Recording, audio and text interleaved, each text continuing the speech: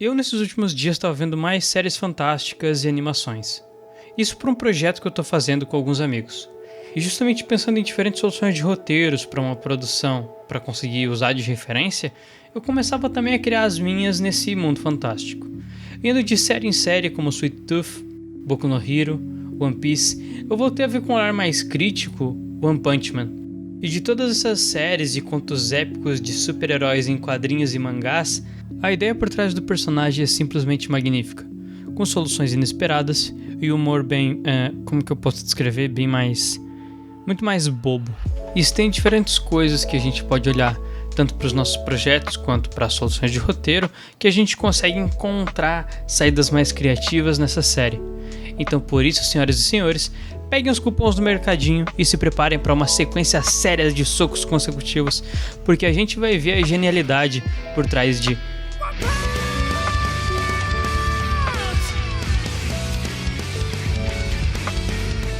Ok, primeiro antes da gente começar a falar do roteiro, é melhor dar uma olhada no mundo e no que está acontecendo. Geralmente as obras de super-herói, como Liga da Justiça, Vingadores ou Dragon Ball, todos têm uma estrutura bem definida. O vilão tem um plano para dominar algo ou alguma coisa, a cidade ou o universo está em perigo, e o herói precisa derrotar o vilão, senão a gente está condenado. O herói geralmente está no mesmo nível de poder do vilão, ou um pouquinho menor. Então o vilão ele fala o plano, o herói luta, apanha, discurso motivacional falando que nunca vai perder, porque a paz e a virtude dependem dele, o vilão é derrotado, ele vai embora, fica vivo para voltar depois e fazer tudo de novo. Mas em One Punch Man ele pega essa estrutura clássica dos super-heróis e joga tudo no lixo, para se reinventar em cima do exercício do e se. Tanto que na obra você vai ver diversos personagens e arcos onde as personalidades e motivações vão ser completamente subvertidas. E é exatamente nesse ponto que a genialidade, assim como a careca do protagonista, brilha. Não por um plot bem pensado que vai nas vertentes filosóficas criticando a estrutura do herói, como o Boku no Hero está fazendo, mas indo justamente por outro lado. A história, assim como o criador e o personagem principal, não se leva a sério em nenhum momento. Então, sempre que você olhar para uma capa esvoaçante e inimigos épicos, lembra que a solução para essa luta nunca vai ser convencional. Assim como toda história não é. O melhor exemplo disso a gente acha na webcomic.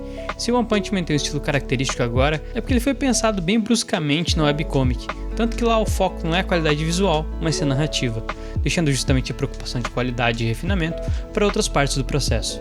Então, comparando personagens ainda nessa parte, a gente olha para o super-herói King e o Saitama. À primeira vista, em relação a design, tanto as feições do King, que são mais duras, com o queixo mais marcado e com uma cicatriz no olho, lembram a gente de vilões clássicos e clichês, como Le Chiffre, dos filmes 007, Anton Gert, de Os Fracos Não Têm Vez, ou Hans Landa, dos Bastardos Inglórios. Todos eles têm feições duras que já vão de oposto às personagens mais bonachões, com bochechas mais arredondadas e de aparência mais amigável, como o Jacob de Animais Fantásticos, o Bob de Stranger Things, ou em uma animação o Pátia da Nova Onda do Imperador. Tem muitas coisas dentro desses clichês que a gente já via no cinema e que é reproduzido aqui, não de uma forma incorreta, mas justamente adaptando um clichê para usar ele dentro do contexto narrativo da obra.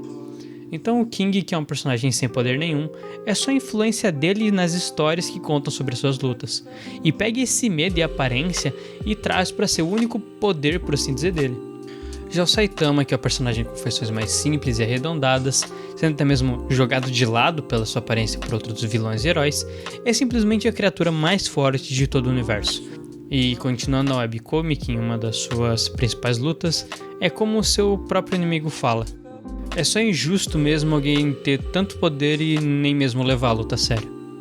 E olhando para o personagem principal, que a gente consegue compreender o real motivo do quadrinho de forma geral.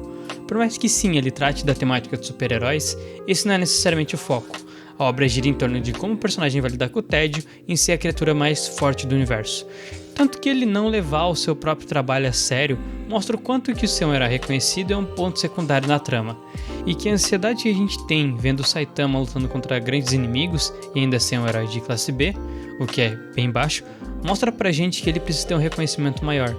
E é isso que todos os espectadores esperam que ele consiga. Só que pro personagem dentro do contexto da obra, isso não tem importância nenhuma. Mostrando mais pro leitor que esse problema, assim como a percepção de que realmente é um problema, é muito do que a gente está acostumado a esperar de um herói. O que a gente não pode esquecer é que o Saitama, acima de tudo, é um herói apenas por hobby. Então para ele não importa muito reconhecimento ou batalhas épicas, o que a gente não pode perder de vista é a promoção do mercadinho.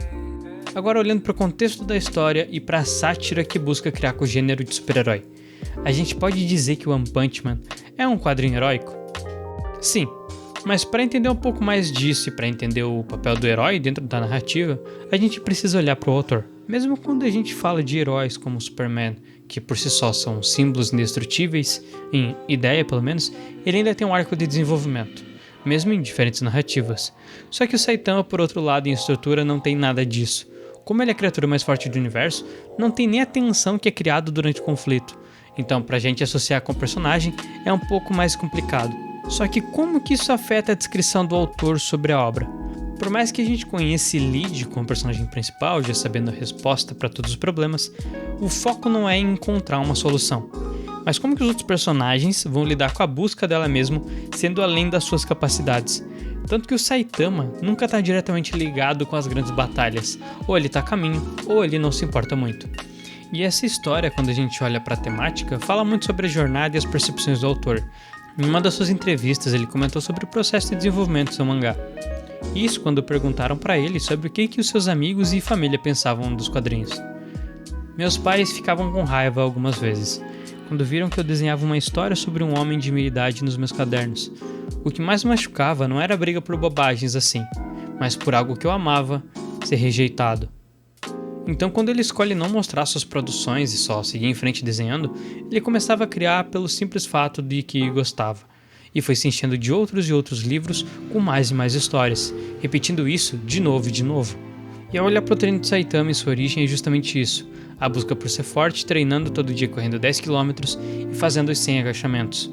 Não é importante um treino mágico com uma solução lendária, porque o Saitama, diferente dos outros heróis da classe S, ele não busca uma técnica avançada, ferramentas ou poderes psíquicos para acabar dependendo na busca de ser forte.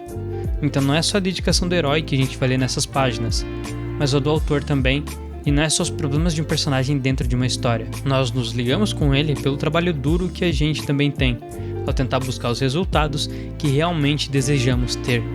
E eles exigem resiliência.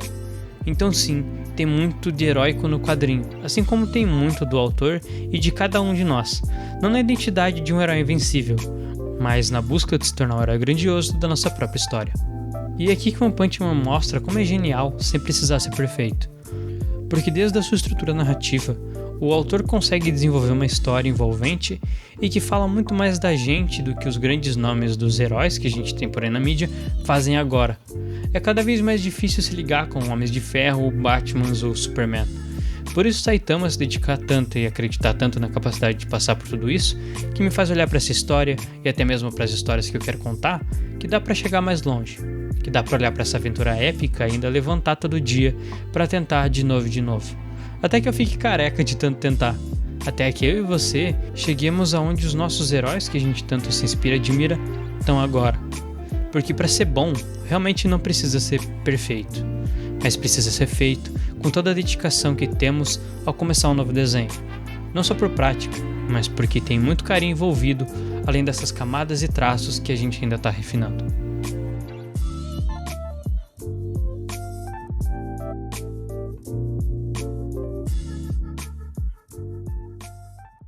One Punch! Pam, pam, pam, pam, pam, pam, pam.